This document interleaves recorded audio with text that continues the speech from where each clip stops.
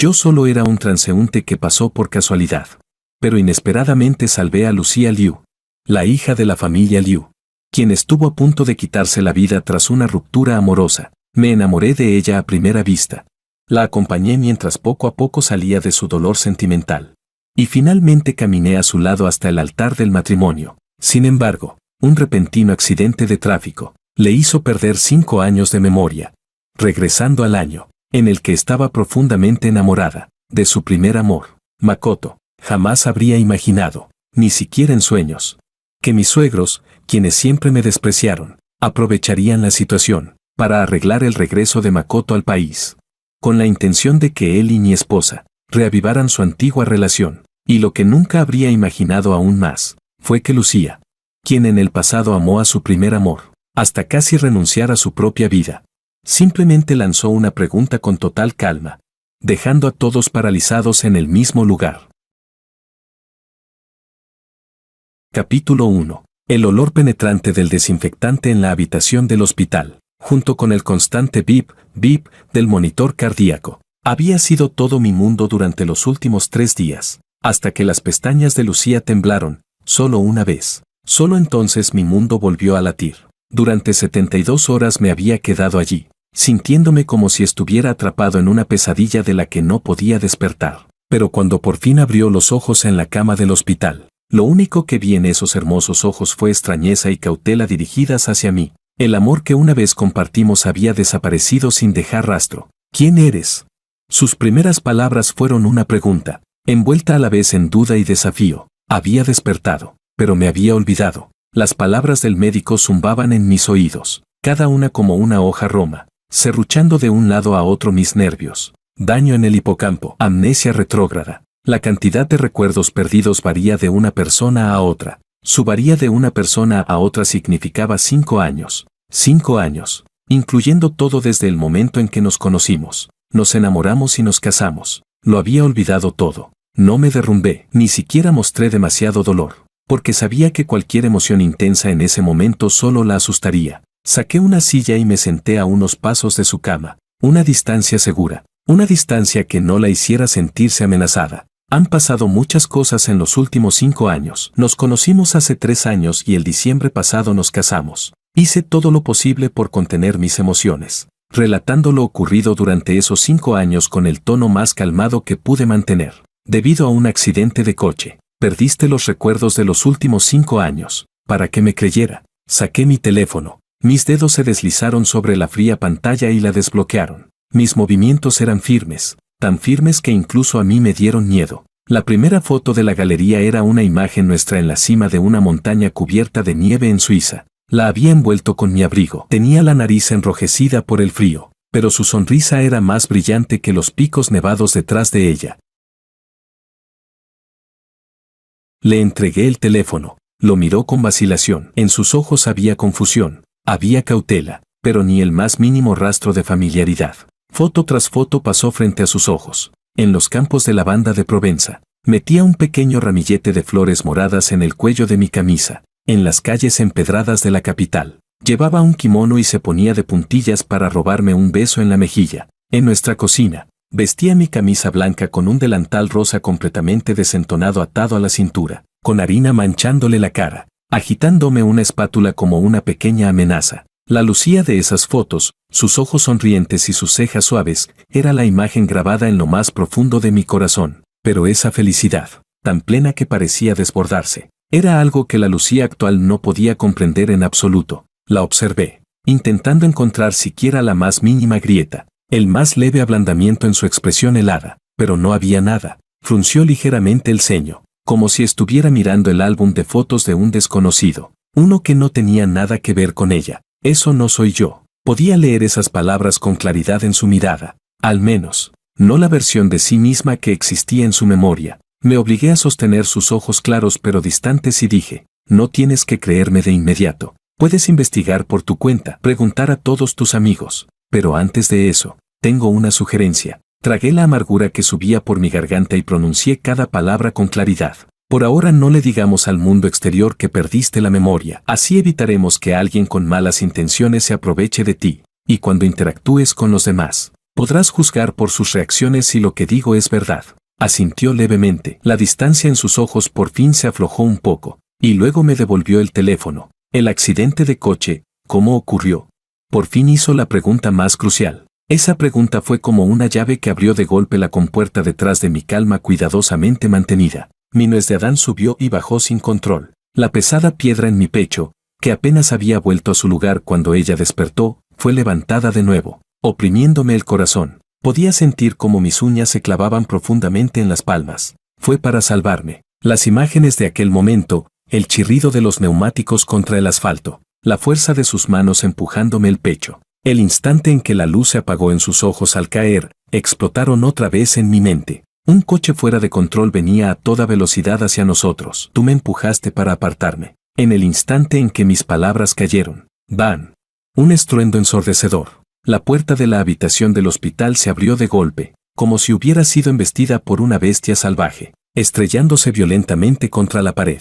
Y en el momento en que vi quién era, la sangre casi se me congeló. Era Makoto, el primer amor de Lucía, el hombre que la había hundido en 2 años enteros de desamor. Y ahora, con sus recuerdos retrocedidos 5 años, Lucía había regresado exactamente a los 20, al tiempo en que amaba más a Makoto. En el instante en que me di cuenta de esto, cada músculo de mi cuerpo se tensó de forma involuntaria. Makoto llevaba un abrigo trench beige perfectamente entallado. Su cabello estaba ligeramente húmedo, como si hubiera venido corriendo bajo un aguacero repentino, y su rostro mostraba la mezcla justa de urgencia y cansancio. Siempre sabía cómo presentar su mejor versión, cuidadosamente envuelta en las circunstancias más conmovedoras. Ni siquiera necesitaba darme la vuelta. Podía sentir con claridad cómo el cuerpo detrás de mí, que hacía un momento estaba tenso y alerta, se relajaba en silencio. Esos ojos que solo me miraban con extrañeza y escrutinio se iluminaron en el instante en que se posaron en Makoto. En esa luz había sorpresa, había alegría, y también había un rastro de algo más, algo que yo conocía demasiado bien, algo que me atravesó de lleno, enamoramiento. En ese momento fui dolorosamente consciente de una verdad cruel. Para la Lucía actual, yo, Jorge, era un desconocido que necesitaba ser verificado una y otra vez. Pero Makoto era alguien que pertenecía a su alma. Alguien que no necesitaba ninguna prueba en absoluto. Capítulo 2. Apenas cruzó la puerta, Makoto dio un paso largo y se lanzó directamente hasta el borde de la cama. Su voz temblaba y tenía los ojos enrojecidos. Gracias a Dios, Lucía, por fin despertaste.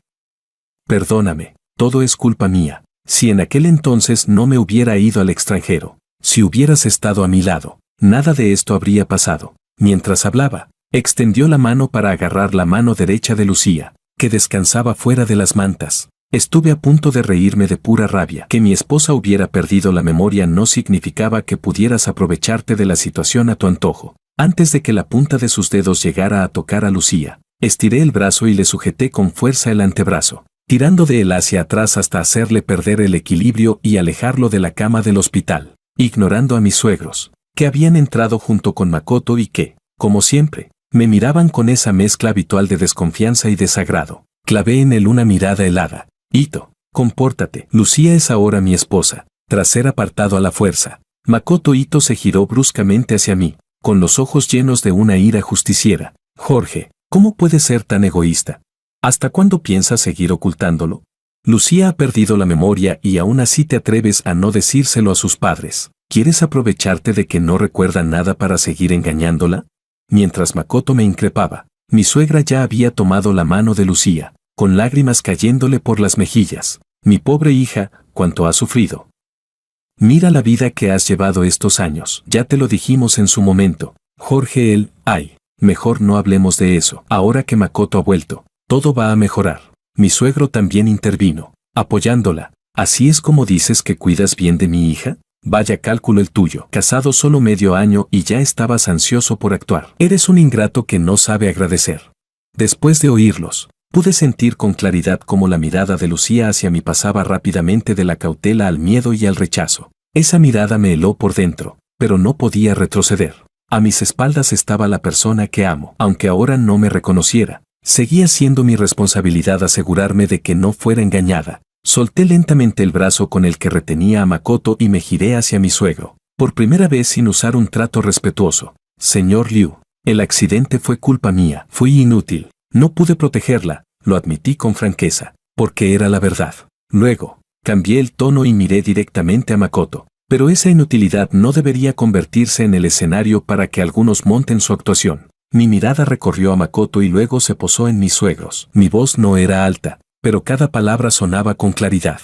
El conductor responsable está en la comisaría. Hay declaraciones y actas. Está escrito con todo detalle cómo fue que ese coche perdió el control. Si no me creen, con los recursos que tienen, no les será difícil averiguarlo por su cuenta. Papá, mamá. Lucía necesita descansar. Miré a los dos ancianos de rostro sombrío. Si hay algo que discutir, hablemos fuera. No la asusten aquí con sus suposiciones y sus representaciones. No sé quién es el que está actuando. Makoto apartó de golpe la mano con la que intentaba avanzar, con una mirada llena de rencor, esbozando una sonrisa fría mientras se disponía a seguir hablando. Tú, Makoto.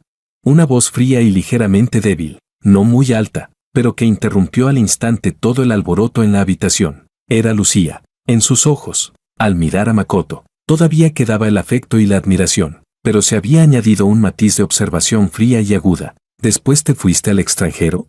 Una pregunta sencilla, pero que fue como una espina de pescado clavándose de inmediato en la garganta de Makoto. Aquella expresión de profundo amor se volvió de pronto ridícula. Su expresión se congeló. Tras un largo silencio, se apresuró a explicarse. Lucía, había razones para eso. Escúchame, déjame explicarte. Lucía no prestó atención a sus explicaciones. Su mirada se volvió aún más penetrante. ¿Cuándo regresaste?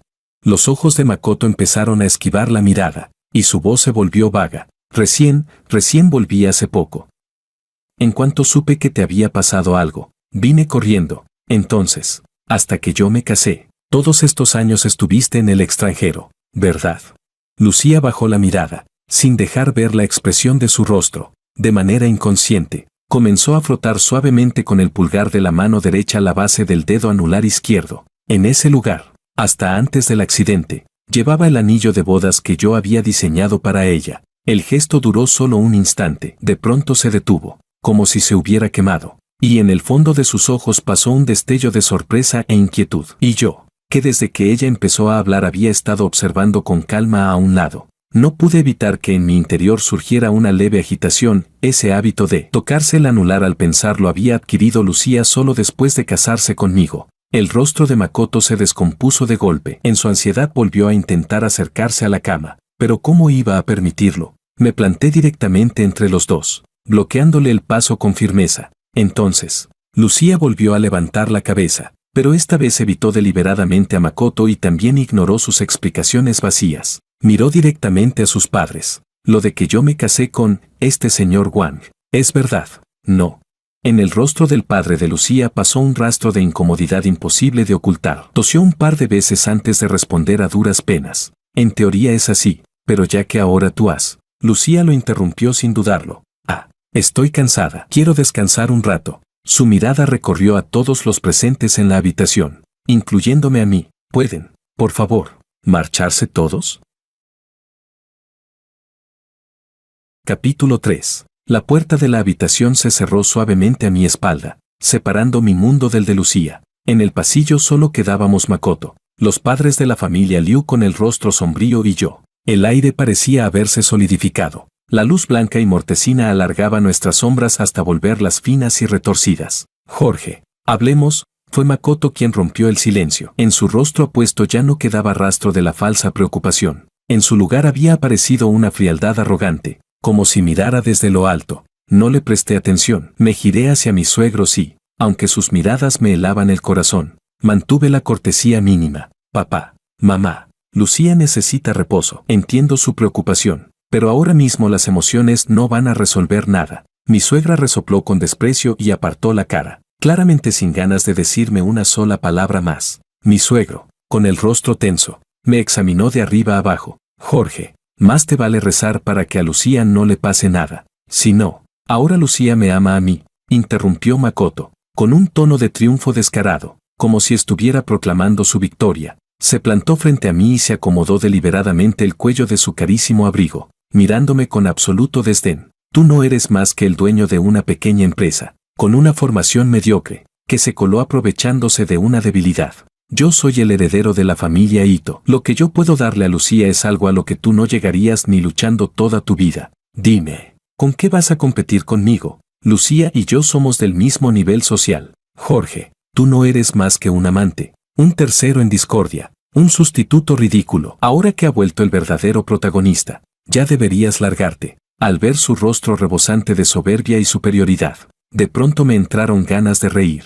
Ito, tu confianza es, como siempre, ciegamente arrogante. No alcé la voz, pero fue suficiente para congelar su sonrisa. ¿Quieres que imprima las fotos tan animadas de tus coqueteos y fiestas en el extranjero para que Lucía las disfrute con calma?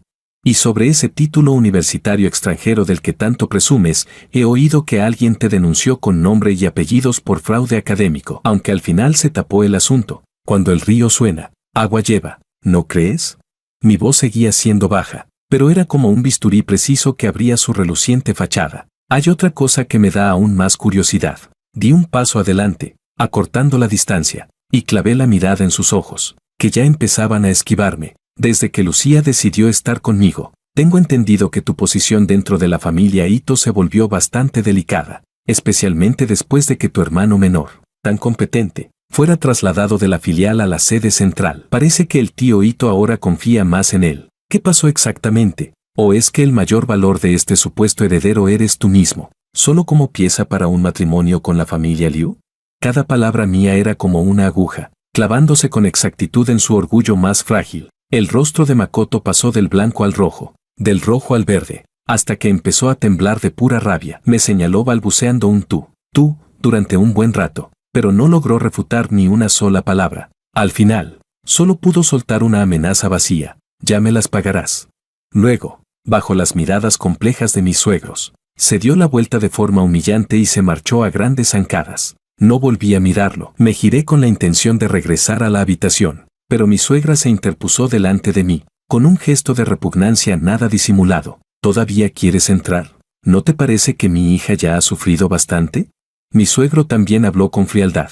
Jorge, tenemos cosas que decirle a Lucía a solas. Vete a casa. Justo cuando terminaron de hablar, la puerta de la habitación se abrió desde dentro, dejando una pequeña rendija. Era Lucía, apoyada en el marco. Seguía pálida, pero su mirada estaba inusualmente lúcida. Señor Wang, me dijo, su empresa acaba de empezar. Debe de tener muchas cosas que atender. Vaya a ocuparse de ellas. Aquí estarán mis padres. Su voz no contenía emoción alguna, pero transmitía una distancia que no admitía réplica. La miré, sentía la garganta cerrada, con 1000 palabras acumuladas, pero no fui capaz de decir ni una sola. Al final, solo asentí. De acuerdo, descansa bien. Me di la vuelta y me fui, con pasos pesados. Al salir del hospital, el viento nocturno y helado me golpeó el rostro, pero no sentí frío en absoluto. Saqué el teléfono y marqué un número. Ayúdame a vigilar a alguien. Makoto Ito, de la familia Ito, acaba de volver al país. Quiero saber todos sus movimientos,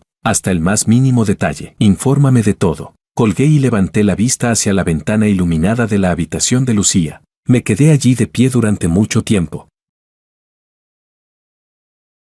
Capítulo 4. A la mañana siguiente, cuando regresé a la habitación con el termo en la mano, Makoto ya estaba allí. El aire del cuarto estaba impregnado de un aroma dulzón a rosas. Makoto sostenía un enorme ramo de rosas rojas, frescas y llamativas, y se inclinaba con exagerada diligencia para ofrecérselas a Lucía. Sobre la mesilla de noche había varios estuches de comida que, a simple vista, se notaba que eran caros, con el logotipo de una cocina privada de alta gama impreso en ellos. Caminé hasta allí con el rostro inexpresivo y, de un gesto despreocupado, aparté aquellos estorbosos estuches al suelo, provocando un leve van. Luego coloqué con cuidado el termo que llevaba en la mano justo en el lugar más accesible para Lucía. El bullicio de la habitación se apagó al instante. La sonrisa de Makoto se quedó congelada en su rostro, y la expresión de mis suegros también se volvió desagradable. No les presté atención. Me incliné hacia Lucía y le hablé con voz suave. He preparado una sopa de pescado. Tómala mientras está caliente. Por fin, la mirada de Lucía se apartó de ese ramo de rosas tan llamativo y se posó en mí. Sus labios pálidos se movieron ligeramente, pero no miró ni una sola vez a Makoto. Las flores son demasiado llamativas, dijo en voz baja. Llévatelas. El rostro de Makoto se volvió instantáneamente incómodo. Mi suegra se apresuró a suavizar la situación. Lucía, Esto lo preparó Makoto especialmente para ti. Mira qué bonitas son. He dicho que las lleves fuera. La voz de Lucía seguía siendo suave, pero estaba impregnada de una firmeza que no admitía discusión. Miré a Makoto con frialdad y hablé con tono indiferente. Ito, ¿no entiendes lo que te dicen? Lucía te ha pedido que te lleves las flores. ¿O prefieres que sigamos hablando del tema que dejamos pendiente anoche? El rostro de Makoto Ito pasó del verde al blanco. Al final, bajo la mirada de advertencia de mi suegro, no tuvo más remedio que marcharse cabizbajo, abrazando el ramo de rosas. El aire de la habitación, por fin, volvió a sentirse limpio. Solo entonces Lucía levantó la cabeza y miró a Makoto, que había regresado torpemente, sin saber qué hacer. Lo observó en silencio durante un largo rato, tanto que la frente de Makoto empezó a cubrirse de un fino sudor. Makoto habló al fin, con una voz tan tranquila como un lago profundo. Al verte, es cierto que me siento contenta. Antes, dependía mucho de esa sensación. Los ojos de Makoto se iluminaron, como si hubiera encontrado un salvavidas, y se apresuró a intentar hablar. Pero Lucía cambió de rumbo sin darle oportunidad de intervenir. Sin embargo, ¿sabes algo? Al despertar esta vez y volver a verte, siempre sentí una barrera entre nosotros, hasta que supe que te habías ido al extranjero. Lucía, no es así. Escúchame. Makoto entró en pánico. No puedes impedirme irme fuera solo porque me amas. No puedes impedir que me convierta en una mejor persona. Eso es injusto para mí. Usó con naturalidad ese discurso que ya dominaba de memoria. Lucía sonrió de repente. En esa sonrisa había una burla fría. ¿Yo te impedí convertirte en una mejor persona? Luego alzó la mirada. En esos hermosos ojos, la expresión era afilada como una cuchilla. Según tú, ser mejor es estudiar en el extranjero con un título comprado con el dinero de tu familia mientras te diviertes en fiestas con rubias exuberantes de ojos azules. Siempre dices que, si te amo, debo apoyarte en todo. Pero cuando yo te apoyaba, parecía que mantenerme fidelidad no era algo que consideraras necesario. ¿Quieres decir que, como te amo, entonces estoy obligada a pagar el precio de todas tus emociones y tus excesos? Makoto se quedó sin palabras al instante. Su rostro pasó del rojo al blanco, del blanco al verde, y el sudor frío comenzó a empaparlo. Lucía, eso ya es cosa del pasado. Entonces, lo nuestro también pertenece al pasado. Lucía interrumpió con calma sus débiles excusas. Makoto se derrumbó por completo. Dio un paso al frente, con la voz temblorosa, casi llorando. Lucía, dame otra oportunidad. Sí, solo una vez. Di un paso adelante sin hacer ruido y me coloqué entre él y la cama del hospital, mirándolo con frialdad. Mi movimiento hizo que las súplicas llorosas de Makoto se cortaran en seco. La mirada de Lucía se apartó de su rostro y se posó en el árbol desnudo que se veía a través de la ventana, con los ojos vacíos. Makoto, hay errores que no tienen segundas oportunidades. Pude tolerar tu inmadurez juvenil, tu impulsividad, porque creía que las personas siempre pueden crecer, pero no debiste cruzar la línea. Los principios, una vez que se rompen una vez, se romperán incontables veces en el futuro, y yo no tengo ni el interés ni la energía para perdonarte infinitas veces. Puedo no enamorarme, no casarme, pero jamás aceptaré a un traidor. Tú sabes que detesto conformarme y rebajarme. Retiró la mirada y lo observó por última vez. En esos ojos, el amor que aún quedaba fue completamente cubierto por una frialdad tajante y definitiva. Admito que todavía te amo, pero desde el momento en que supe que me traicionaste, ya no quise seguir amándote. Makoto dio 2 pasos atrás, completamente desorientado. Sus labios se movieron, pero no logró pronunciar ni una sola palabra.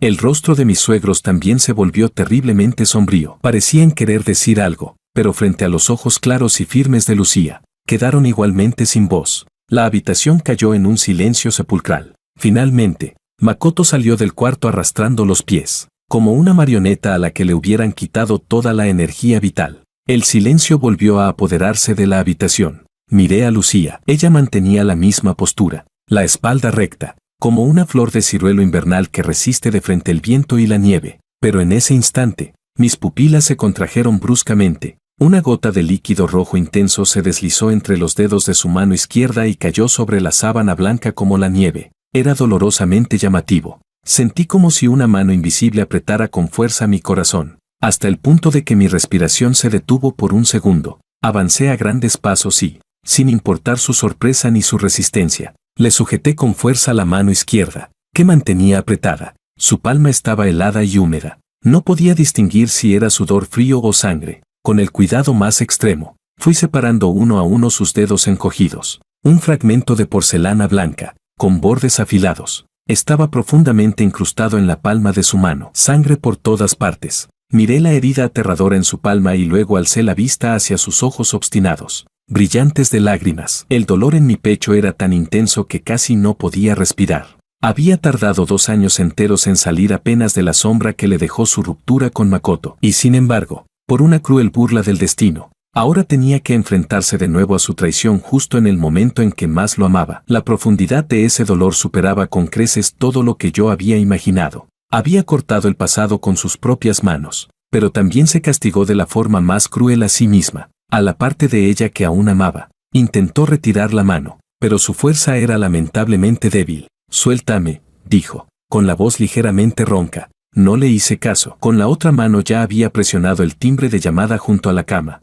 Solo entonces levanté lentamente la cabeza y miré con frialdad a mis suegros, que observaban la escena atónitos. ¿Esto es lo que querían? Obligarla a ver a quien no quería ver, a escuchar lo que no quería escuchar, y hacer que, justo después de despertar, volviera a abrir con sus propias manos su herida una vez más. ¿Están satisfechos ahora?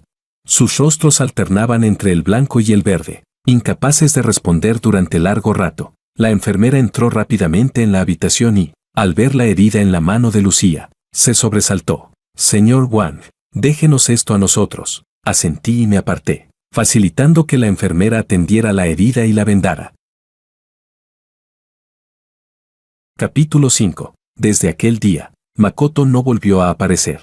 Las visitas de mis suegros también se volvieron cada vez más escasas. Cada vez que venían, traían consigo una expresión compleja, como si tuvieran algo que decir pero no supieran cómo hacerlo. Y al final todo quedaba reducido a unas cuantas recomendaciones superficiales. En la habitación, el aroma penetrante de las rosas hacía tiempo que se había disipado. En su lugar, quedaba el olor cotidiano y cálido de las sopas que yo traía cada día, con ese sabor a vida doméstica. Un mes pasó así, en una calma casi sin sobresaltos. La recuperación de Lucía fue muy buena. La herida en la palma de su mano ya había cicatrizado, dejando solo una marca rosada y tenue. El día que le dieron el alta, el tiempo era espléndido. Me encargué de todos los trámites. Ella ya se había quitado la bata del hospital y llevaba un vestido largo color crema que yo había traído. Estaba de pie junto a la ventana, en silencio, observando el incesante ir y venir de los coches abajo. La luz del sol atravesaba el cristal y la envolvía con un suave halo dorado, haciéndola parecer una pintura frágil, a punto de romperse. De camino a casa, no intercambiamos palabra alguna. Ella solo se apoyaba contra la ventanilla del coche, mirando en silencio el paisaje urbano que retrocedía a toda velocidad, como una viajera recién llegada que intentara memorizar el contorno de la ciudad. Nuestro hogar era un apartamento en un rascacielos del centro, no tan grandioso ni imponente como la villa de la familia Liu, pero cada objeto en su interior había sido elegido y colocado por ella y por mí. Juntos, abrí la puerta, y una sensación familiar y cálida me envolvió al instante. La luz del sol entraba a raudales por los enormes ventanales, proyectando manchas brillantes sobre el suelo, mientras diminutas motas de polvo flotaban en el aire. En la entrada aún estaban las pantuflas de felpa que más le gustaban. En la pared del salón colgaban fotos de nuestros viajes. En el balcón, las suculentas que ella cuidaba estaban exuberantes y verdes. Yo las había atendido con esmero. Sobre la mesa, el arreglo de lirios blancos seguía fresco. Los había cambiado esa misma mañana antes de salir. Todo allí conservaba el aspecto de cuando ella se fue, lleno de huellas de una vida compartida. Se quedó de pie en la entrada y no entró de inmediato, limitándose a observar en silencio. En esos ojos claros ya no había la cautela ni la distancia del hospital. En su lugar, apareció una sensación, difícil de describir, de tranquilidad, como una pequeña barca a la deriva que, tras mucho vagar, por fin encuentra un puerto donde atracar. Se puso las pantuflas y entró paso a paso en ese hogar que para ella era completamente desconocido. No dijo nada, solo dejó que la punta de sus dedos rozara suavemente el respaldo mullido del sofá, los libros colocados en pareja en la estantería, la superficie fría de la mesa del comedor. Finalmente, su mirada se posó en mí. Se acercó despacio y levantó la mano izquierda. Bajo la luz del sol, pude ver con claridad la leve marca en la base de su dedo anular. De manera inconsciente, con el pulgar de la mano derecha, acarició suavemente ese lugar ahora vacío. ¿Dónde está mi anillo?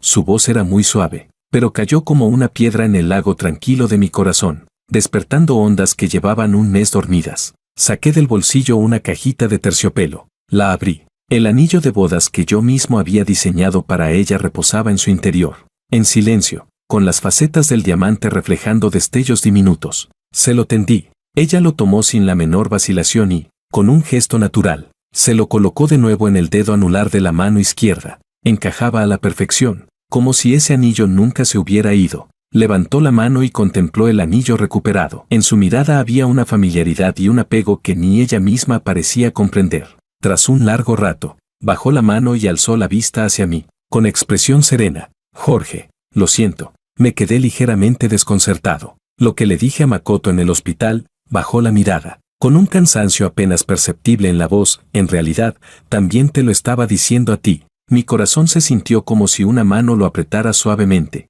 Lo sabes, todavía lo amo profundamente, aunque la razón me diga que no lo merece. Esa inercia instintiva sigue haciéndome sufrir. Por eso tuve que cortarlo de la forma más dura posible, de raíz, porque para mí, en el amor, no existen segundas oportunidades. Su mirada se dirigió hacia la ventana, volviéndose lejana y teñida de tristeza. Como mis padres, se unieron por un matrimonio entre familias. De cara a los demás eran una pareja amorosa, a puerta cerrada. Cada uno llevaba su propia vida. Se traicionaban mutuamente y también se torturaban mutuamente. Crecí viendo eso. Así que lo que más detesto es conformarme y aguantar por obligación. Retiró la mirada y volvió a mirarme. En esos hermosos ojos, por primera vez, apareció vulnerabilidad y disculpa. Lo siento. Alguien que acaba de estrangular con sus propias manos su propio amor, ahora mismo solo se siente cansada y entumecida. Incluso, dudo de si todavía tengo la capacidad de volver a enamorarme de otra persona. Así que alguien como yo no merece ser tu esposa. Si quieres divorciarte, lo aceptaré. Los bienes comunes después del matrimonio pueden repartirse considerando que yo fui la parte culpable. No pondré objeciones. Tómalo como una compensación por tus sentimientos. Sentí la garganta bloqueada. Incapaz de decir una sola palabra. Solo pude mirarla mientras, con el tono más sereno, decía las palabras más crueles. Abriéndose en canal delante de mí, hizo una breve pausa, como si me concediera tiempo para asimilarlo. Luego continuó, con un tono que llevaba un matiz de negociación. Pero sí, porque aún me amas. No estás dispuesto a separarte. Entonces, al menos debo asumir la responsabilidad de haber defraudado tus sentimientos y también la responsabilidad de ser tu esposa. Podemos convivir un año. Durante ese año viviremos como un matrimonio real. Si recupero la memoria o si logro volver a enamorarme de ti, seguiremos adelante. Si después de un año sigo siendo como ahora, entonces nos separaremos. Un año es el límite tanto para ti como para mí. Después de eso, cada uno por su camino, sin deberse nada, deseándonos lo mejor. Me entregó todas las opciones, por completo, a mis manos. Tras escucharla, no sentí ni una pizca de ira, solo un dolor inmenso, arrollador. Me dolía mi chica, esa chica que había tardado 2 años en salir a duras penas de una relación fallida, que por fin había aprendido a amar de nuevo, y que ahora, por una maldita casualidad del destino, se veía obligada a recorrer otra vez ese camino lleno de espinas, de una forma aún más cruel. Di un paso adelante y tomé con suavidad la mano en la que llevaba el anillo. Tenía los dedos helados. De acuerdo, 1 año. Respondí con absoluta firmeza. Pude sentir cómo su cuerpo se relajaba apenas un poco, de forma casi imperceptible. A causa de mi respuesta, la miré a los ojos y dije, palabra por palabra, con total claridad. Pero Lucía, tienes que recordarlo. Esto no es tu culpa. Ni antes ni ahora has hecho nada mal. Incluso haber perdido la memoria fue porque intentaste salvarme. Así que no digas que no eres digna, ni vuelvas a disculparte. La persona que debería pedir perdón soy yo, porque no supe protegerte. Tomé su mano fría y la apoyé contra mi mejilla, usando mi propia temperatura para calentarla poco a poco. No necesitas obligarte a hacer nada, ni cargarte con ninguna presión. Solo tienes que, como antes, ser tú misma. Eso es suficiente. Capítulo 6. Mi palma cálida envolvía sus dedos helados. Ella no los retiró. Simplemente se dejó llevar por mí. En esa docilidad no había amor. Solo una calma parecida a la de cumplir un contrato. Todo en esa casa le resultaba ajeno, incluyéndome a mí. Cayó la noche. Cuando salí del baño, ella ya estaba de pie frente a la puerta del dormitorio principal. Llevaba el camisón de seda que había preparado para ella, pero encima se había puesto un abrigo grueso, como una armadura de autoprotección. Me miraba, como esperando que yo diera el primer paso. En el aire flotaba un enfrentamiento silencioso. Entendía perfectamente lo que estaba pensando. Desde su perspectiva, cumplir con el deber de esposa probablemente también incluía dormir juntos. No dije nada. Entré directamente en la habitación y saqué del armario una colcha y una almohada de repuesto. Al verme, por fin habló, con un deje de desconcierto en la voz. ¿Qué estás haciendo?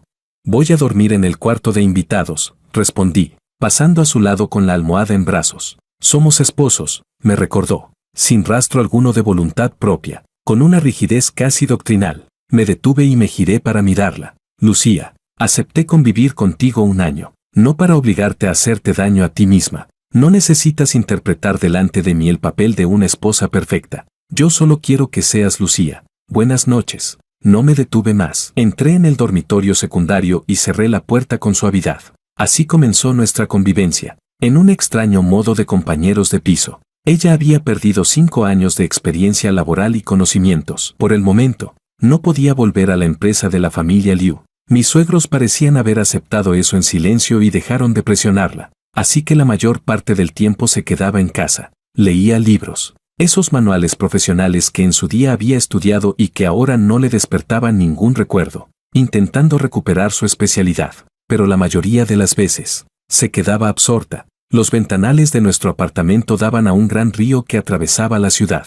Sus aguas fluían sin descanso, día y noche. A menudo se sentaba en la alfombra, abrazándose las rodillas, y podía quedarse así toda una tarde. No hablaba, no mostraba emoción alguna, como una escultura delicada a la que le hubieran quitado el alma. Sabía que estaba digiriendo ese dolor relacionado con Makoto, despertado a la fuerza. Había cortado el pasado de la manera más tajante, pero las heridas necesitaban tiempo para sanar. Yo nunca la interrumpía. Cada mañana, antes de salir, cambiaba el agua del jarrón con los lirios blancos. Al volver a casa, preparaba la cena para los dos. Ella comía poco, pero siempre terminaba en silencio y decía un gracias. Educada, distante, como dos desconocidos que acababan de conocerse. Mi empresa estaba en su fase más crítica de crecimiento. Un proyecto importante se había atascado y yo estaba desbordado, durmiendo apenas 3 o 4 horas durante varios días seguidos. Aquella noche regresé a casa arrastrando el cuerpo. Ya pasada la medianoche, el salón estaba a oscuras. Solo la luz de la luna entraba por los enormes ventanales, extendiendo sobre el suelo una capa de plata. Pensé que ya se habría acostado, pero al cambiarme los zapatos, vi esa silueta familiar y frágil. Seguía sentada junto a la ventana, manteniendo esa postura que había visto incontables veces, inmóvil, mirando la superficie del río. Algo me punzó suavemente en el corazón. Avancé en silencio. Me quité el abrigo y lo coloqué sobre sus hombros. Su cuerpo se estremeció ligeramente, como si despertara de un sueño muy largo. Se giró bajo la luz de la luna. Su rostro estaba pálido hasta casi volverse transparente. ¿Ya volviste? Su voz sonaba ronca, con una pizca de confusión recién recuperada. ¿Tan pronto?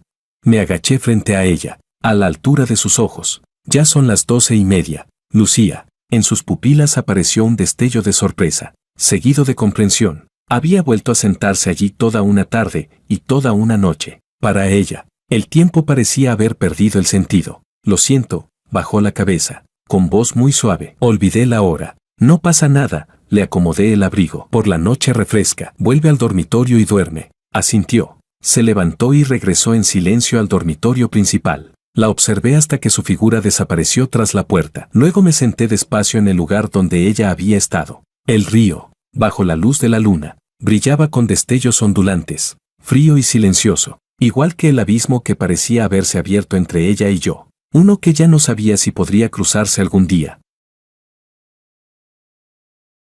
Capítulo 7. Al día siguiente tomé una decisión. Volví a casa antes de lo habitual y llevé muchos documentos al estudio. Ella se sorprendió al verlo. ¿Qué haces? A partir de ahora trabajaré desde casa, expliqué con calma. La gran mayoría de los asuntos de la empresa pueden resolverse en línea. No hay mucha diferencia. Guardó silencio un momento y luego dijo en voz baja. Al final habrá ciertas incomodidades. Son detalles sin importancia. Le sonreí y extendí la mano, queriendo tocar su mejilla, pero me detuve en seco a medio camino. Con cierta disculpa, me dispuse a retirar la mano, pero al segundo siguiente, ella tomó mi mano con la suya, ligeramente fría, y con firmeza, apoyó mi palma contra su propio rostro. El calor y el frío se encontraron en ese instante. Desde entonces, pasé la mayor parte del tiempo en casa, y ella, poco a poco, se acostumbró a venir al estudio a leer. Dijo, aquí no hay ventanas. Una semana después, yo estaba al borde del colapso por un proyecto de cooperación. El ceño se me había fruncido en un nudo imposible de desatar. La puerta del estudio se abrió en silencio. Era Lucía. Entró sin hacer ruido, sosteniendo una taza de leche caliente. Colocó la taza tibia suavemente junto a mi mano, sin producir el menor sonido. Me masajeé las sienes doloridas. Suspiré y levanté la leche, dedicándole una mirada agradecida. ¿Problemas? Se sentó frente a mí y dirigió la mirada a los documentos extendidos sobre el escritorio. ¿El proyecto del grupo Tecnología Ángel? ¿Sigues dudando entre elegir A o B? Mi corazón dio un vuelco. Me sorprendió que tomara la iniciativa de hablar. Me aflojé la corbata y asentí. Sí, el fondo Joanán del plan A es demasiado voraz. Pero el plan B, aunque la empresa que está detrás ofrece buenas condiciones, tengo la sensación de que algo no encaja. Ella se apoyó en el borde del escritorio, frotó de manera inconsciente su anillo de bodas y dijo con un tono extremadamente sereno. En realidad, lo que te tiene atrapado no es elegir entre A o B. Levanté la vista y la miré. Esbozó una leve sonrisa y continuó. Estás encasillado en la opción de cooperar, cuando ambas alternativas tienen defectos evidentes. Quizá el problema no sea cuál elegir, sino por qué en este momento solo existen esas dos opciones. Mis cejas se arquearon de inmediato. Ella alzó dos dedos y habló con total claridad. El problema es muy simple, solo hay dos puntos. Primero, el capital. La empresa B promete adelantar los fondos. Y precisamente ahí está su mayor punto sospechoso. El ciclo de retorno del proyecto de Tecnología Ángel es de al menos 1 año y medio. ¿De dónde saca una empresa emergente semejante flujo de caja para adelantar un proyecto que podría costar cientos de millones? ¿De dónde sale ese dinero? ¿Has revisado a sus inversores vinculados y los movimientos recientes de grandes sumas? ¿Existe la posibilidad de que algún alto ejecutivo de Tecnología Ángel esté usando a la empresa B como una empresa pantalla para desviar beneficios, moviendo el proyecto de una mano a la otra?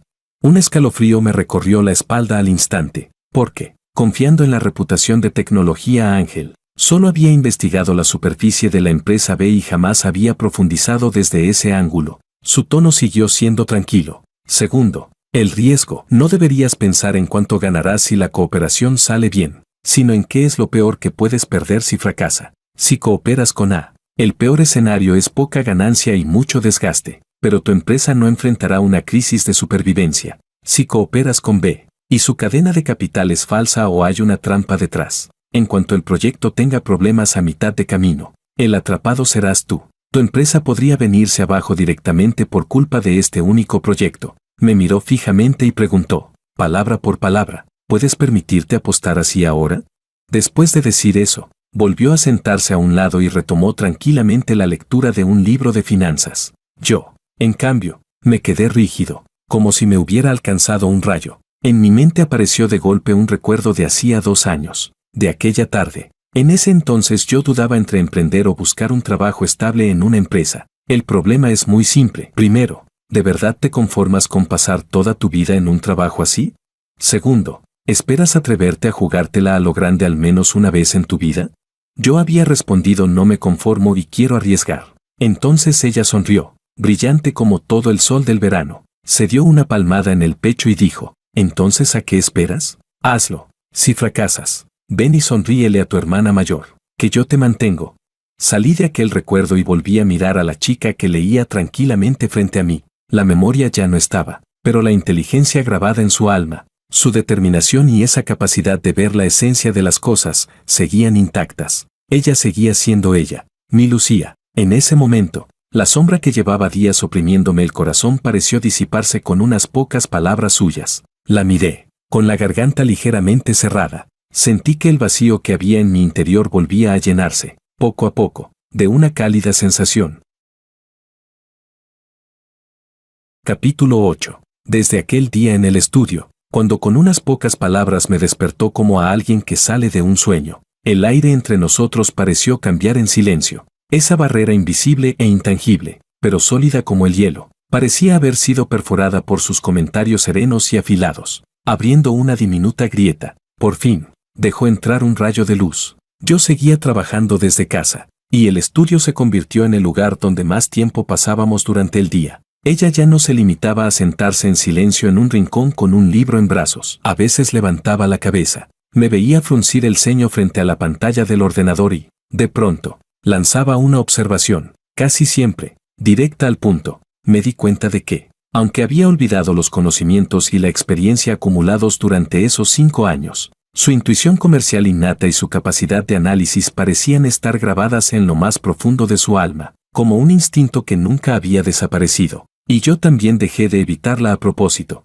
Cuando surgían problemas difíciles, tomaba la iniciativa de pedirle consejo, extendiendo frente a ella informes complejos y propuestas. Los miraba con mucha atención. Sus dedos finos recorrían aquellos datos fríos, el ceño ligeramente fruncido, la mirada concentrada. Esa Lucía empezaba a superponerse, poco a poco, con la imagen que guardaba en mi memoria, la Lucía decisiva y firme en el mundo de los negocios. Luego, empezamos a hablar de cosas más allá del trabajo. Ella me preguntaba anécdotas de la empresa. Yo le contaba cómo algún programador se había arrancado unos cuantos pelos más por culpa de un bug.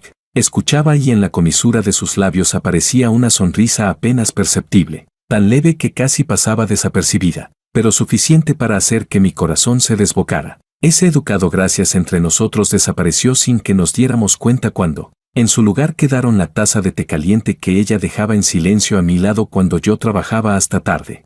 Y mi imagen en la cocina, ocupado, mientras ella se acercaba con torpeza, intentando ayudar. Todo avanzaba en una buena dirección, despacio, pero con firmeza, hasta que aquel día, gracias a una indicación suya, encontré la solución perfecta para ese proyecto complicado de la empresa y logré firmar el contrato. Volví a casa con un ánimo inusualmente ligero. Después de cenar, ella no fue a leer como de costumbre, sino que se quedó de pie frente a la pared llena de nuestras fotos, observándolas en silencio. Su mirada recorrió las montañas nevadas de Suiza, los campos de flores de Provenza, y las calles empedradas de la capital. Al final, se detuvo en una foto de nuestra cocina, ella con mi camisa blanca puesta, la cara manchada de harina, enseñándome los dientes de forma juguetona. La miró durante mucho tiempo, tanto que llegué a pensar que solo estaba distraída. Jorge, de pronto habló, con un tono que nunca antes le había oído, una mezcla de desconcierto y solemnidad.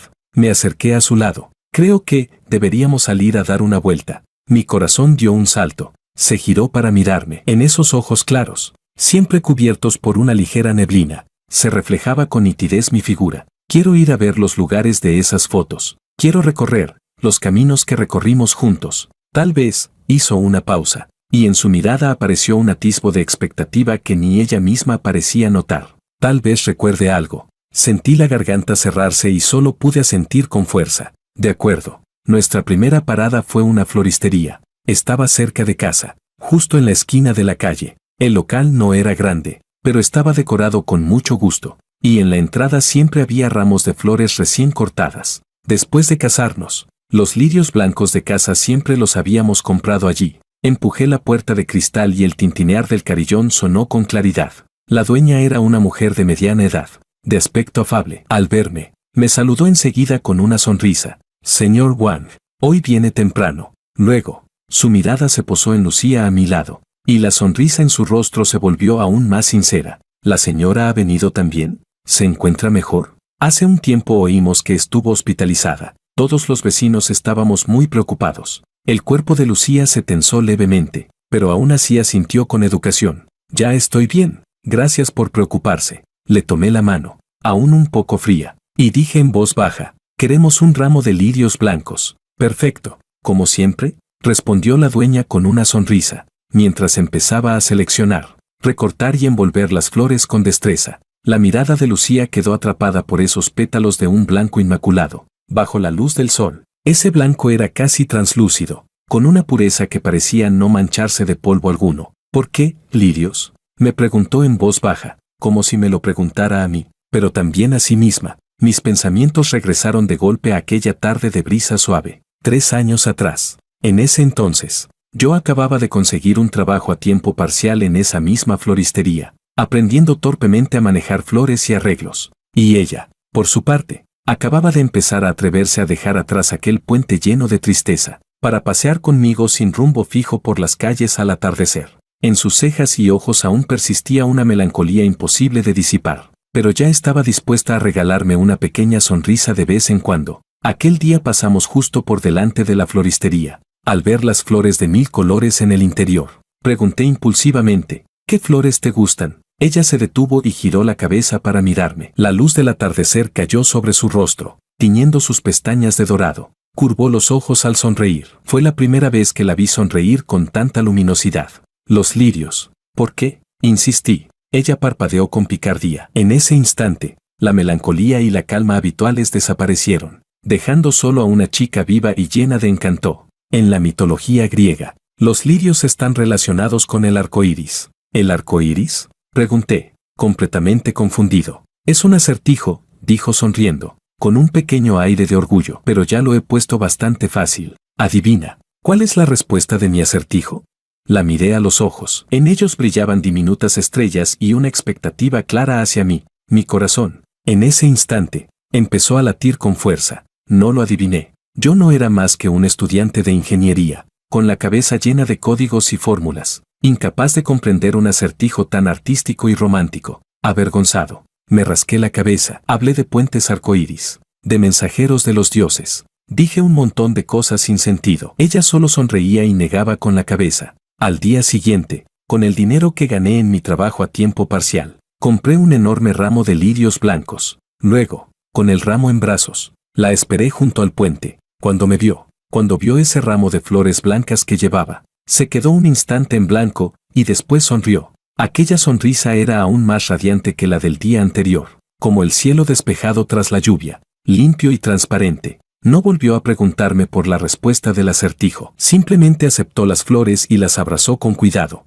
como si fueran un tesoro. Y en ese momento, de repente, recordé una frase que no sabía cuando había leído. Ya no recordaba las palabras exactas, solo el sentido general. Antes de conocerte, nunca pensé en casarme. Después de conocerte, nunca volví a pensar en casarme con nadie más.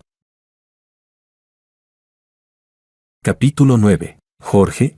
La voz de Lucía me sacó del torrente de recuerdos. Volví en mí y vi que me observaba con una mirada inquisitiva. La dueña de la floristería ya había terminado de envolver el ramo y me lo estaba entregando. Extendí la mano y lo tomé. Porque dijiste que te gustaban, respondí en voz baja, mirándola a los ojos. No mencioné aquel acertijo, ni tampoco su respuesta. Pensé que quizás sería mejor que lo recordara por sí misma. Ella tomó el ramo, bajó la cabeza y aspiró suavemente el aroma fresco y limpio de los pétalos. En su mirada había una confusión imposible de disipar. De manera inconsciente, con el pulgar de la mano derecha, acarició suavemente el anillo de bodas en el dedo anular de la izquierda. Ese gesto era tan natural, como si lo hubiera repetido miles de veces. Al salir de la floristería, caminamos despacio por la calle. El sol estaba en su punto justo, la brisa era suave. Ella llevaba el ramo de lirios en brazos y caminaba a mi lado. Entre nosotros había la distancia de medio brazo. Cerca, pero no demasiado.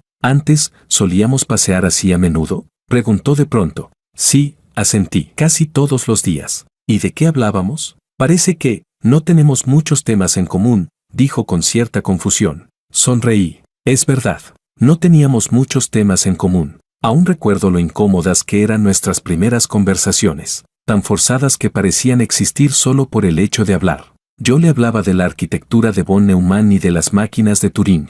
Ella escuchaba como si estuviera entre nubes. Ella me hablaba de los acuerdos de Basilea y de la flexibilización cuantitativa. Para mí sonaba como escuchar un idioma celestial. Yo analizaba con entusiasmo la situación política internacional más reciente, y ella señalaba con calma las partes de mis argumentos que eran demasiado idealistas. A veces me hablaba de metáforas literarias, Sísifo de Camus, o 100 años de soledad de Márquez. En realidad no entendía del todo, pero me gustaba escuchar su voz, fría y clara, agradable al oído, como un manantial que fluye entre montañas, capaz de apaciguar al instante toda mi impaciencia. Me gustaba aún más verla hablar, siempre tan concentrada, tan seria, con palabras llenas de una agudeza y una capacidad de observación únicas. En esos ojos hermosos brillaban la inteligencia y el pensamiento crítico, con un atractivo al que me resultaba imposible resistirme. Nunca había conocido a una chica como ella, de familia acomodada, pero sin rastro alguno de arrogancia,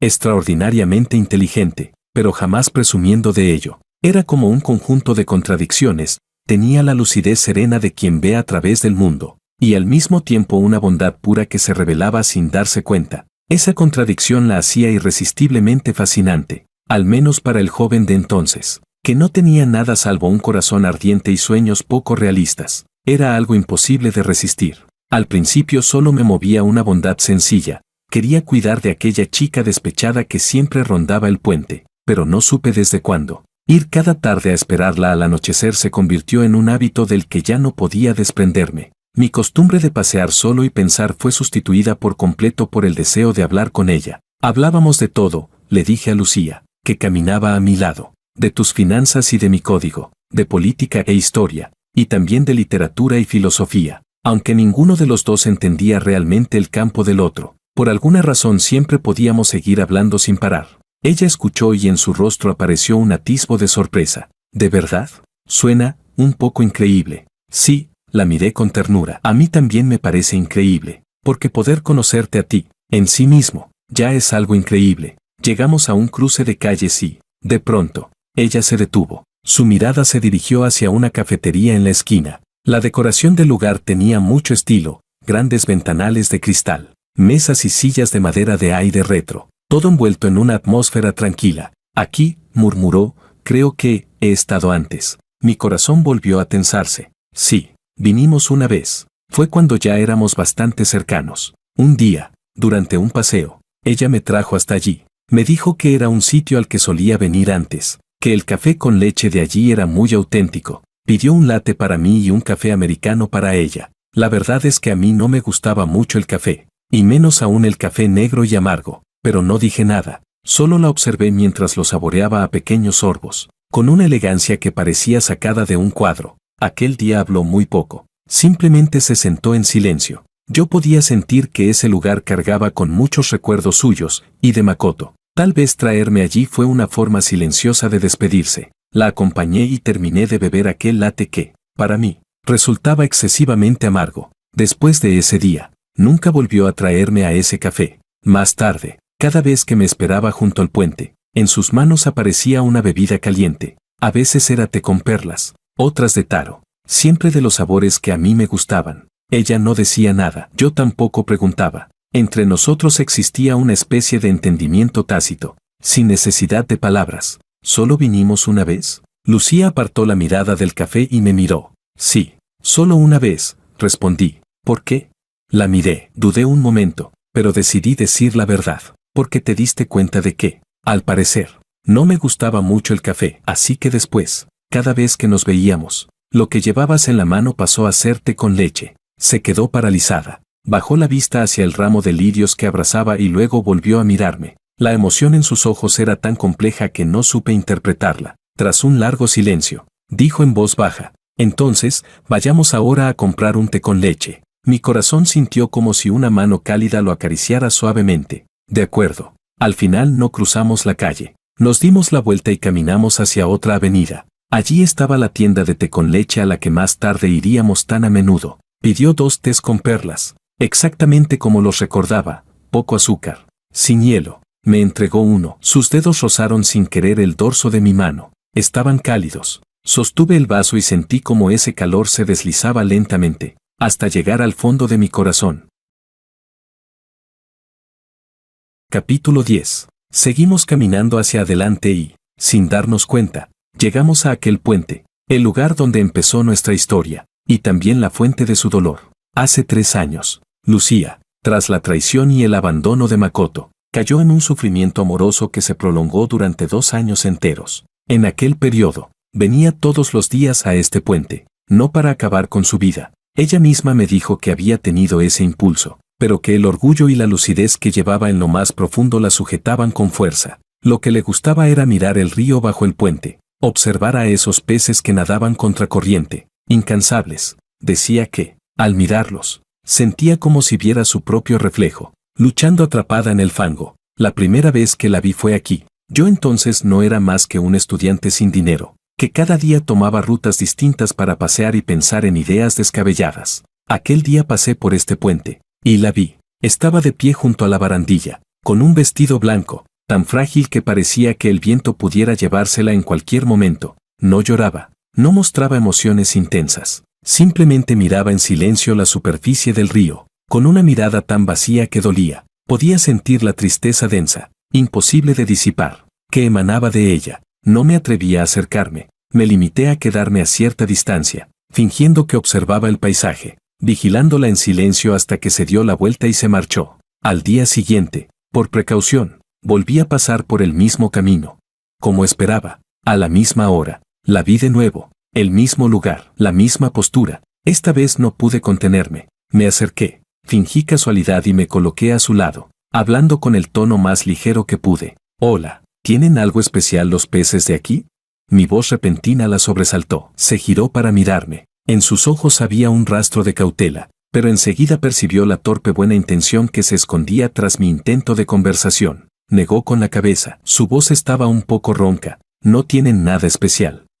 Me rasqué la cabeza, sintiendo el ambiente algo incómodo. Pensé que habría algo curioso, porque te veo venir todos los días. Se quedó un momento en blanco y enseguida lo entendió. No voy a hacer ninguna tontería, dijo con calma. Solo, me gusta quedarme aquí un rato. Lo sé, la miré a los ojos, hablando con seriedad. Pero a los impulsos se les llama impulsos porque nunca sabes si habrá una vez en la que no logres controlarlos. ¿Por qué no damos un paseo por otro sitio? Le propuse. Mirar el río todo el tiempo acaba humedeciendo el ánimo. No dijo nada, solo me observó en silencio. Así fue como se tejió nuestro destino. Después, cuando se cansó de mirar los peces bajo el agua, empezó a aceptar alejarse de este puente y pasear conmigo. Y yo, aunque ya no tenía ningún motivo para seguir pasando por allí, día tras día seguía caminando hacia ese puente, caminando hacia ella. Capítulo 11. Es aquí. Me detuve en el centro del puente y, mirando a Lucía, que también se había quedado quieta a mi lado,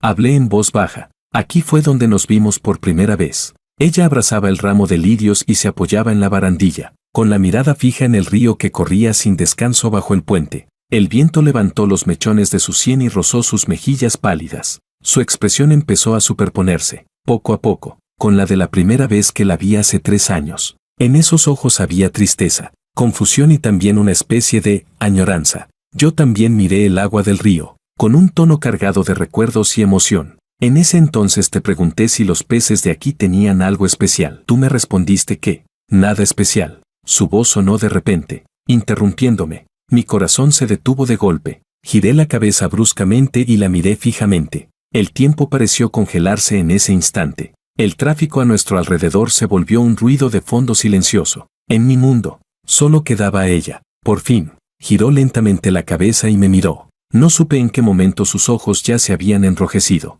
Una fina capa de lágrimas empañaba sus hermosos ojos, volviendo borrosa su mirada. Pero yo sabía que estaba esforzándose por verme con claridad. Una lágrima cayó sin previo aviso desde la comisura de su ojo. Se deslizó por su mejilla lisa y cayó sobre el ramo de lirios blancos. Y entonces, sonrió. Esa sonrisa, con lágrimas, era luminosa como un arco iris después de la lluvia. Abrió la boca y, con una voz entrecortada por el llanto, pero increíblemente clara y familiar, me llamó suavemente, Jorge. Ese nombre, que solo usaba cuando éramos más íntimos, estalló en mi mente como un trueno. Mi cuerpo se quedó rígido al instante. Al segundo siguiente, ella dejó caer las flores. El ramo de lirios blancos se dispersó por el suelo. Sin pensar en nada más, se lanzó con todas sus fuerzas a mis brazos. Me abrazó con tanta fuerza, como si quisiera fundirse conmigo hasta los huesos. Pude sentir como sus lágrimas calientes empapaban rápidamente mi pecho. Su cuerpo temblaba ligeramente entre mis brazos. Lo recuerdo. Su voz, enterrada contra mi pecho, sonaba apagada, pero cada palabra era nítida.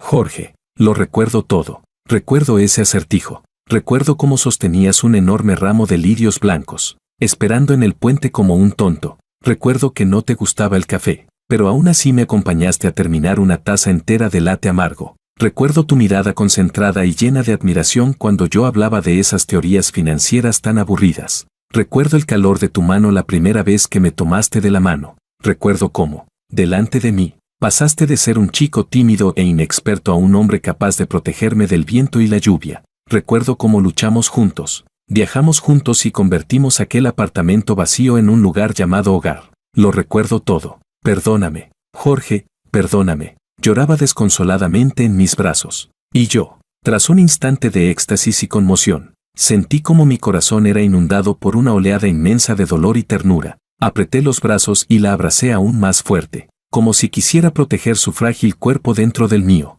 Bajé la cabeza, apoyé la barbilla sobre su cabello y cerré los ojos, conteniendo el calor que subía a mis propios ojos. No pasa nada. Mi voz era tan ronca que apenas parecía la mía. Todo ya pasó. Ahora que has vuelto, es suficiente. Sí, mi chica, por fin, había vuelto, con esos 5 años completos, únicos e irreemplazables de recuerdos entre nosotros, de regreso a mi lado, tras tantos giros y dolor. Todo había vuelto finalmente a su cauce, como el arco iris, que siempre aparece después de la lluvia.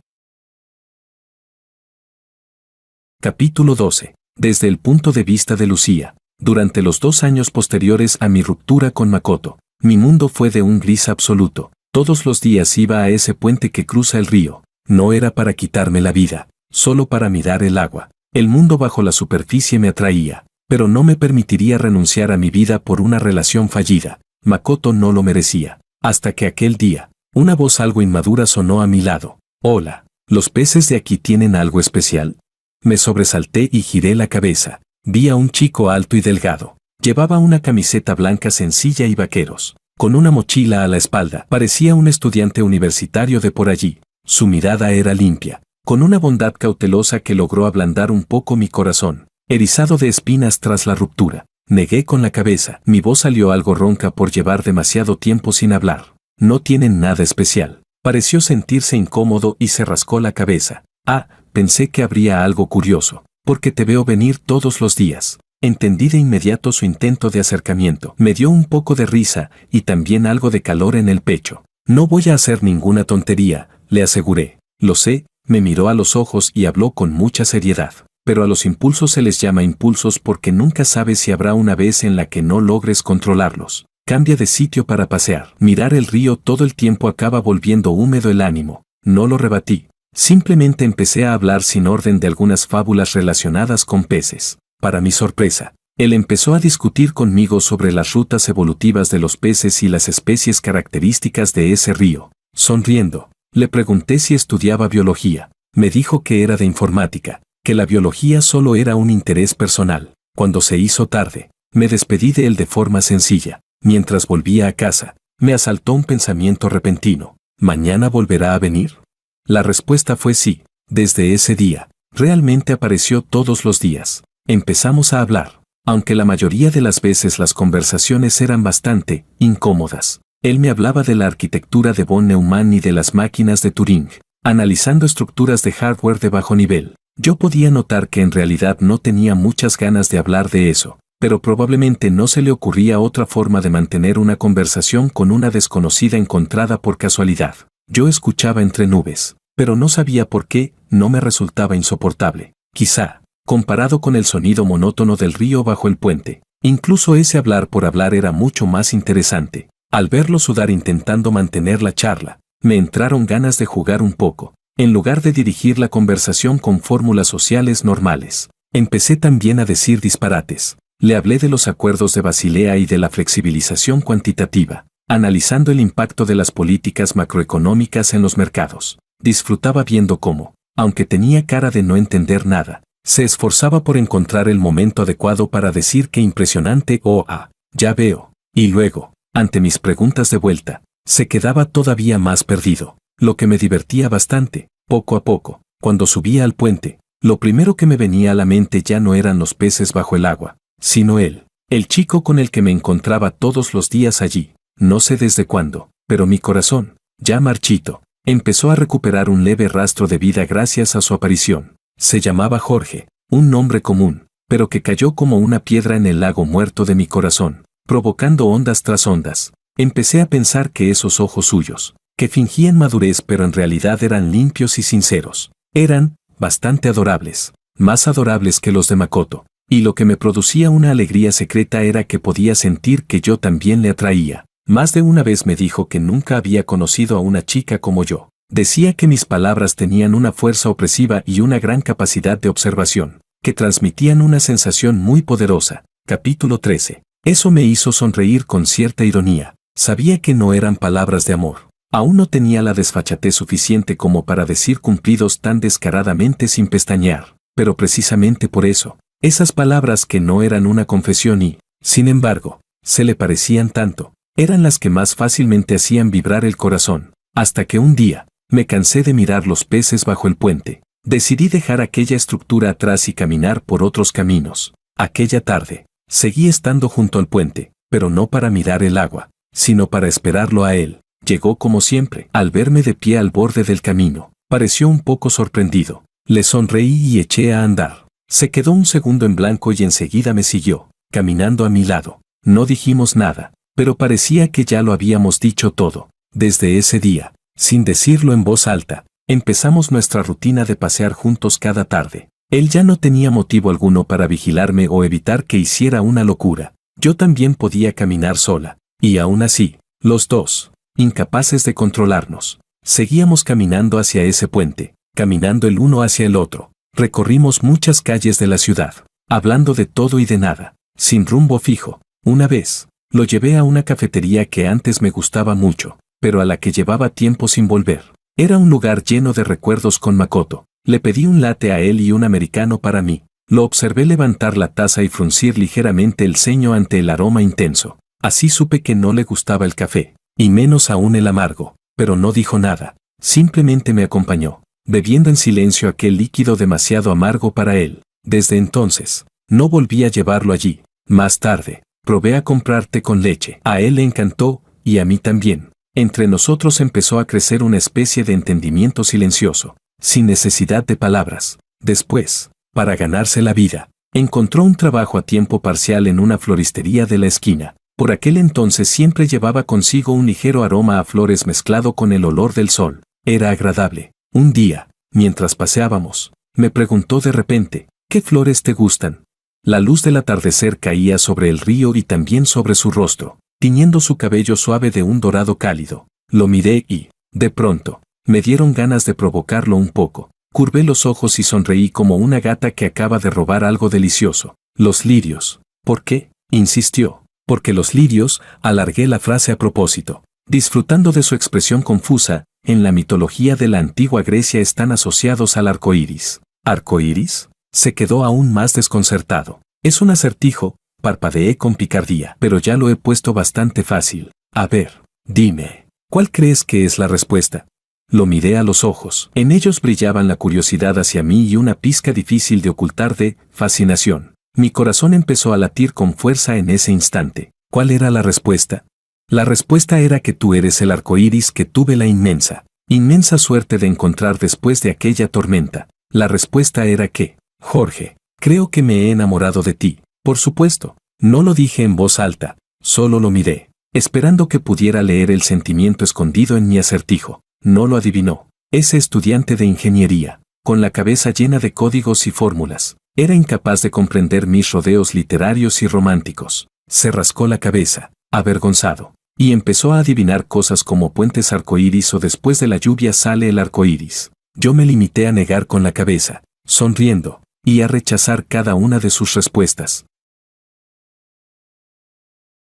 Capítulo 14. Al día siguiente, como de costumbre, fui al puente a esperarlo. Desde lejos, ya lo vi. En sus brazos llevaba un enorme ramo de lirios blancos, de un blanco puro, bajo la luz del atardecer. Sostenía ese ramo como un creyente devoto que alza entre sus manos todo aquello en lo que cree. Mis pasos se detuvieron en seco. Mi corazón fue golpeado con fuerza por una oleada inmensa y suave a la vez. No había adivinado el acertijo, pero me había dado una respuesta más hermosa que cualquier solución posible. Se acercó a mí y me tendió el ramo, con las mejillas ligeramente enrojecidas. Yo, todavía no lo he entendido, pero pensé que, si es algo que te gusta, dártelo nunca puede estar mal. Tomé el ramo. Los pétalos aún conservaban el rocío de la mañana y su aroma fresco me envolvió al instante. Bajé la cabeza y usé las flores para ocultar mis ojos, traicioneramente enrojecidos. Luego levanté la vista y le regalé una sonrisa radiante. Ese ramo de lirios fue colocado en el jarrón de porcelana blanca más visible del salón. Desde ese día, nuestra relación dio un salto cualitativo. Él empezó a aparecer con más frecuencia en mi mundo. Comíamos juntos, veíamos películas juntos, nos acurrucábamos en el sofá hablando de temas que parecían no tener fin. Comencé a enseñarle cosas de negocios. Aprendía rápido. Su capacidad para extrapolar me sorprendía incluso a mí. Descubrí que no solo tenía sinceridad, sino también un talento y una inteligencia asombrosos. A la altura de esa sinceridad, cada vez estaba más segura de que no era alguien destinado a quedarse en un lugar pequeño. Tal vez realmente podría alzar el vuelo. Y yo estaba dispuesta a hacer ese viento. Nos convertimos en pareja. Al año siguiente, se graduó de la universidad. Con mi apoyo, decidió emprender por su cuenta. Lo apoyé sin reservas y me convertí en la primera inversora ángel de su empresa. Cuando mis padres se enteraron, estuvieron tan furiosos que casi rompieron relaciones conmigo. No entendían por qué había renunciado a Makoto, con su familia poderosa, para elegir a ese chico pobre que, a sus ojos, no tenía nada. Decían que estaba loca, quizá, pero yo sabía que nunca había estado tan lúcida. Estaba cansada de los cálculos de intereses de los matrimonios entre familias, cansada de ese modelo matrimonial de mis padres, de aparentar armonía mientras se hacían daño mutuamente. Lo único que quería era un amor puro, limpio, y si no existía, entonces prefería no enamorarme ni casarme. Pero tuve suerte, conocí a Jorge, no era tonto. Con mi ayuda y apoyo, su nueva empresa creció a una velocidad muy superior a mis expectativas, y las críticas de mis padres hacia él fueron desapareciendo poco a poco. Yo también empecé a hacerme cargo de la empresa de la familia Liu. Todo avanzaba en la dirección correcta. Después nos casamos, a la salida del registro civil, sosteniendo esos 2 libritos rojos. Sonreíamos como un par de tontos. Él diseñó para mí un anillo de bodas único, grabado con las iniciales de nuestros nombres. En la boda nos prometimos una vida entera juntos. Compramos ese apartamento alto en el centro de la ciudad. No era grande, pero tenía unas vistas magníficas. Lo transformamos juntos, poco a poco, de un lugar vacío en un hogar que nos gustaba. Las paredes se llenaron de fotos de nuestros viajes por todo el mundo. En la cima nevada de Suiza, me envolvió con fuerza en su abrigo y besó la punta de mi nariz, enrojecida por el frío. En los campos de lavanda de Provenza, coloqué un pequeño ramo de flores moradas en su cuello. Él sonrió más brillante que el sol. En las calles empedradas de la capital, vestida con un kimono, me puse de puntillas para besarlo en la mejilla. Me atrapó y cambió los papeles, besándome hasta dejarme sin aliento. Y en nuestra cocina, yo llevaba su camisa blanca y un delantal rosa completamente fuera de lugar, con harina en la cara, agitándole una espátula. Él me miraba desde un lado con esa sonrisa indulgente y resignada, observando mis travesuras. Esos momentos de felicidad quedaron atrapados en fotografías y grabados en lo más profundo de mi alma. Creí que seríamos felices así, para siempre, hasta aquel accidente de coche. Aquel día caminábamos de la mano de regreso a casa, hablando de los planes para las próximas vacaciones. El sol estaba en su punto justo, la brisa era suave. Giré la cabeza para mirarlo. Su perfil era hermoso, y mi corazón se llenó de una satisfacción y una paz como nunca antes había sentido. De repente, un chirrido agudo y ensordecedor de neumáticos rasgó aquella calma. Giré la cabeza por instinto. Un sedán negro, como una bestia enloquecida, se abalanzaba sin control hacia nosotros, hacia Jorge. En ese instante, el tiempo pareció ralentizarse hasta el infinito. Mi mente quedó en blanco. Toda la razón, todo el pensamiento, desapareció al momento. Solo quedó una idea. No podía permitir que le pasara nada. No dudé ni una fracción de segundo. Reuniendo todas mis fuerzas, lo empujé con violencia hacia un lado. ¡Bam! El impacto fue brutal. Vi su rostro, cubierto al instante de terror y desesperación. Vi su mano extendiéndose hacia mí. Inútil. El mundo, ante mis ojos, perdió rápidamente el color y cayó en una oscuridad infinita. Jorge, perdóname. Parece que no podré acompañarte hasta el final del camino.